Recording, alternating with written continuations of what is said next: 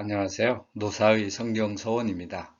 오늘은 요한복음 20장 19절에서 23절 말씀을 통해서 평강의 사명, 평강의 성령이라는 주제로 말씀을 나눠볼까 합니다. 먼저 평강이 있을지어다. 19절에서 20절 말씀입니다. 19절 말씀을 보니까 이날 곧 안식 후 첫날 저녁 때에 제자들이 유대인들을 두려워하여 모인 곳의 문들을 닫았더니 예수께서 오사 가운데 서서 이르시되 너희에게 평강이 있을지어다. 20절은 이 말씀을 하시고 손과 옆구리를 보이시니 제자들이 주를 보고 기뻐하더라. 이 20절 말씀입니다. 안식 후 첫날입니다. 말이 그렇지 지금 아마 이날 저녁에 그날 예수님이 부활하셨다고 새벽에 제자들이 가서 성도들의 안내를 받아 말을 듣고 예수님을 뵈러 갔습니다. 무덤으로 확인하러.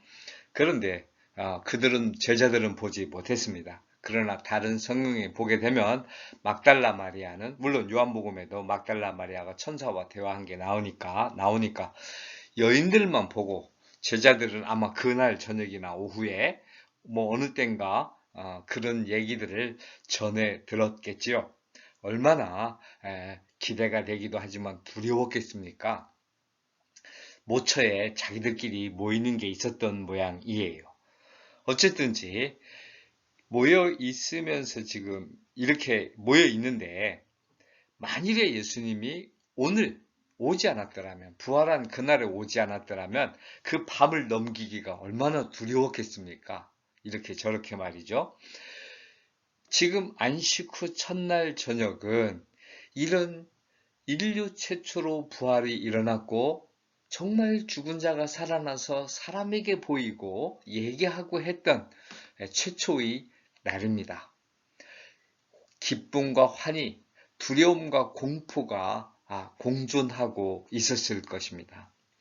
제자들이 모인 곳, 영어로는 were assembled, 이 assemble 이게 모이다 이게 쓰여 있거든요. 우리도 모인 곳 이랬는데 그 헬라어로는 hope, 에산, 호이, 마스테이 그냥 에산이 에임이 있는 곳이에요. 제자들이 있는 곳에 예수님이 오셨지요. 그래서 어떻게 보든지 제자들이 함께 있었던 것은 분명한데 어쨌든 유대인들을 두려워해가지고 자기들끼리 모여 있었습니다. 예수께서 오사 가운데 서서 우리 번역이 그렇거든요. 예수님이 오셔가지고 가운데 서셨어요. 그 이스템이 그러면 쓰다인데 에스테세 섰어요. 그러면 지금 사도 요한은 자세하게 기록 안 해요. 어떻게 들어오셨는지 관심이 없고 전혀 모르는 거죠. 지금 제자들은 안에 있고 예수님이 들어오셨는데 이거 어떻게 됐는지 전혀 모르는 거죠. 묻지도 않는 거죠. 그렇죠. 우리가 베드로가 감옥에서 나올 때는 천사가 앞장서서 다 했어요. 베드로도요. 어떻게 나왔는지 몰라요. 분명히 그는 살아있는 사람이고 우리와 같았으니까 몸이 통과했는데 다 성문이 열리고 옥문이 열렸겠죠. 그러나 예수님은 달라요. 어떻게 들어오셨는지 우리가 알 길이 없어요. 여기에 대해서 억지 추측을 해야 할 이유가 없습니다. 중요한 건 뭐죠? 예수님은 우리가 어떤 곳에 어떤 상태로 있든지 거기로 오셔서 기쁨을 주신다. 우리의 두려움과 공포를 이기게 하는 거지요. 그걸 없애주시고 평강을 주시는 거예요. 그래서 이게 평강이 있을지어다 에이레네 이렇게 말씀하는 거죠. 중요한 거는 이거라고 보여집니다. 로마 교황청 같은 데서는 해석을 예수님이 몸으로 들어왔다. 그래서 거룩한 몸이다. 그 거룩한 몸이기 때문에 그냥 문 통과해서 들어왔을 것이다. 이렇게까지 어거지로 얘기하는데 우리는 거기에다가 관심을 둘 것이 없고 예수님이 여기 오셨다. 기적 같은 일을 통해서 제자들에게 이게 필요하잖아요. 그때 상황에서 말이죠. 오셔서 필요한 대로 기적을 보이실 만하면 기적을 보이시고 그 기적 돼가는 과정을 자세히 보이시고 싶으면 보이시는 것이고 안 보이고 싶으시면 안 보이시는 거지요.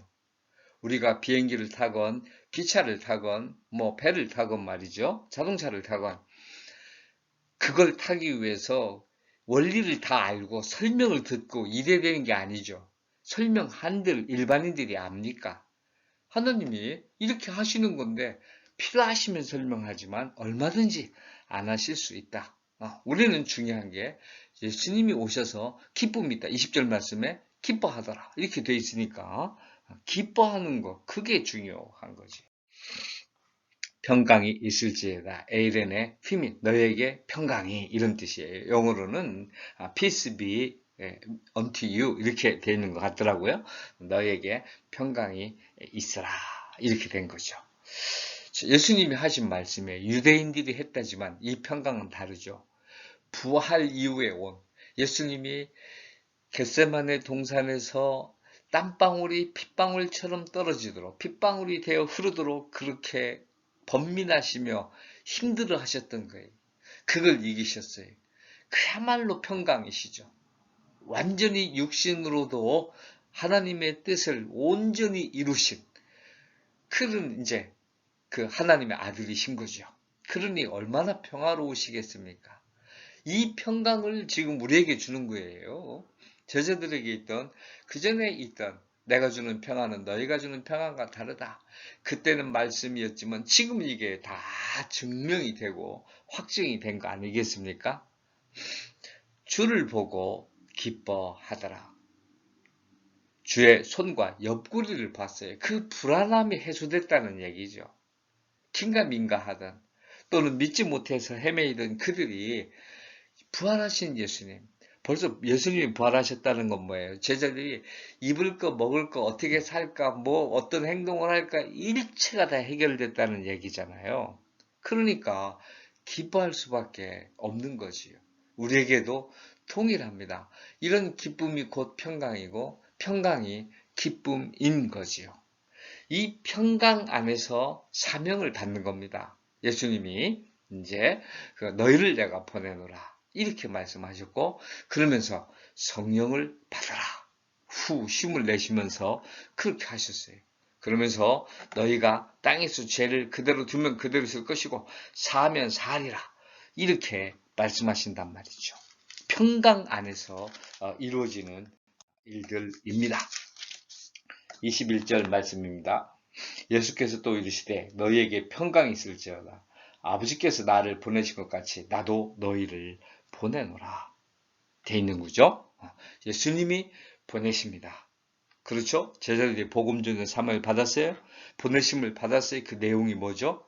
장차 하나님의 교회를 세우고 하나님의 교회를 다스리죠. 야고보 같은 경우 예루살렘의 감독관이 되지 않습니까? 구원으로 인도할 대사입니다. 이 땅에 하나님의 나라를 세워가야 합니다. 사람들을 하늘나라로 안내해야 합니다. 이 사명은 오늘 우리에게도 동일합니다. 이렇게 너희를 파송하노라. 이렇게 되는 거죠. 엠베스의 일을 우리가 대사의 일을 해야 된단 말이에요. 그런데 이걸 내가 아버지께서 나를 보내신 것 같이 그렇죠? 하나님의 뜻이라는 거잖아요. 그리고 예수님은 하나님의 뜻을 온전히 이루셨어요. 우리에게도 요구하시는 게 뭐죠? 결국 하나님의 뜻을 온전히 이뤄라. 그것이 내 뜻을 이루는 것이다. 이렇게 되는 거죠.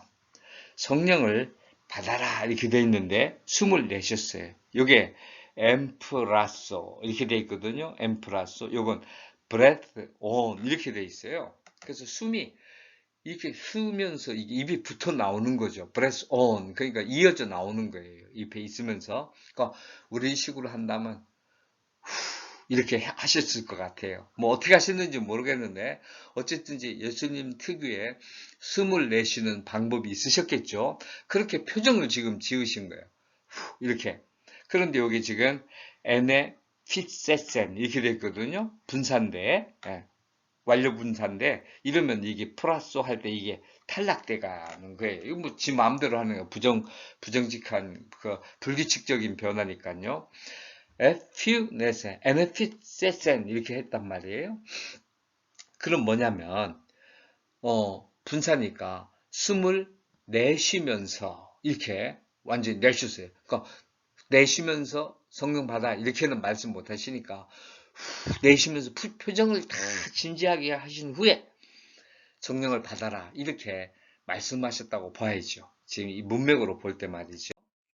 성령은 푸뉴마 하기온 거룩한 영입니다. 죄가 없으신 영이죠. 진리의 영, 순전히 보여야만 해주시는 영이에요. 그러니까 다르게 설명할 길이 없는 거예요. 우리가 자꾸 성령을 받으려고 하는데 이렇게 거룩한 영을 받아야 되는 거예요. 진리의 영, 평강의 영 이렇게 되어야죠. 그리고 가장 중요한 거 예수님이 보내신 영이어야 되는 거죠. 받으라 이 말은 받다. receive, take 우리 번역은 receive로 되어 있어요. take 또는 catch 상황에 따라서 take 할 때도 있고 catch 하려 할 때도 있습니다. 다 이건 우리 표현이지 예수님은 우리에게 이미 주신 거예요. 그러니까 받으라 이렇게 한 거예요. 그 받는 과정에서 우리 입장에서는 다 다르죠. 제가 여기 해놨지만 우리 한국 사람들은 성령을 모시어드린다. 우리 입장에서는. 그리고 지금 이거 보면 제자가 숨을 내쉬면서 성령을 받아야 한다고 한 거예요. 꼭 받아야 돼 이 말이잖아요. 그리스도는 성령을 보내시는 분입니다. 그리스도 외에 성령을 받으라라고 할 수 없습니다. 보낸 사람이어야지만 받으라 하는 거죠. 우리는 뭐죠? 받으라 할 때 비록 말은 그렇게 하지만 받아야 돼라는 권면이죠. 예수님의 말씀을 전하는 거지 우리가 성령을 받게 하는 사람들이 아닌 거죠. 우리는 오직 할 수 있는 게 성령을 우리 한국말로 공손하게 표현한다면 모시어 드리세요. 찬송가에도 그렇게 돼 있잖아요. 그 옛날 성도님들이 자세가 돼 있던 거죠. 마음까지. 성령 모시어 드리세 이렇게 되잖아요. 찬송을 그렇게 하잖아요. 그게 우리에게는 맞는 거다. 예수님의 명령에 따라 우리는 성령을 모시어 드려야 한다. 죄에 대해 권세를 부여받았습니다. 20절, 22절 말씀을 보면 이 말씀하시고 그들 향해서 숨을 내쉬며 이루시되 성령을 받아라. 번역 참 잘 됐어요. 우리말에. 숨을 내쉬며 내쉬고가 맞아요. 근데 분사니까 아마 조심스러웠던 것 같아요. 저는 단호하게 숨을 내쉰 후에 말씀하실 수밖에 없습니다. 아무리 예수님이지만 인간의 몸을 가졌는데 숨 내쉬면서 동시에 성령 받아라 이렇게 말씀하신다? 저는 동의 안 하겠어요. 숨을 후 내쉬고서 성령을 받아라 이렇게 한 거죠. 어떤 표정으로 어떤 음성으로 어떤 톤으로 하셨는지는 상상이 잘 안 됩니다. 그러나 너무 진지하고 따뜻하고 그러면서도 확고부동하게 이렇게 말씀하지 않았을까. 23절 말씀입니다. 너희가 누구의 죄든지 사하면 사해질 것이요 누구의 죄든지 그대로 두면 그대로 있으리라 하시니라. 이건 말이죠. 죄를 용서하는 권세는 오직 예수님만 가졌어요. 그 형벌을 받을 걸 하나님은 사명하실 수 있는 권리가 있는 거죠. 그래 이렇게 말씀하신 이유는 제자들이 있다는 게 아니고 너희가 이 정도 수준이야. 그래서 확실한 믿음과 용기, 자신감, 당당함 이런 걸 주시기 위함이었다 이거죠. 사탄은 죄에 대해서는 일철 관여할 수 없습니다. 이거는 정말 예수 믿는 자들이 지니고 있는 자존심인 거지요. 그래서 내 예수님은 나의 구주 그리스도는 죄를 용서하실 수 있는 분이야. 나의 죄를 용서하셨거든. 이렇게 말할 수 있는 거죠. 내가 용서받았단 말이야. 그분만이 할 수 있어. 이렇게 전하라는 거지. 너희가 가지고 있는 그런 게 아니라는 거예요.